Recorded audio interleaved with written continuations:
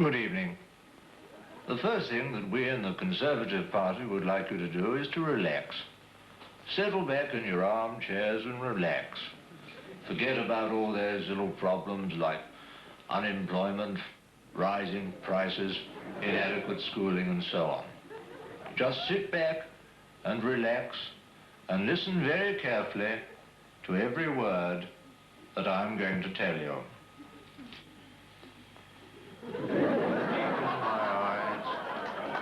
And relax. Relax in your armchairs, feel comfortable. That's right. Relax. Relax with the Conservatives. Your eyelids are getting very heavy. Your whole body is becoming sleepier and sleepier and sleepier. And now you're almost dozing off.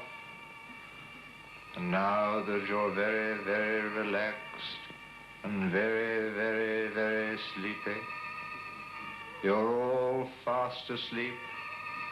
And in the morning, you'll remember nothing of what I've said tonight.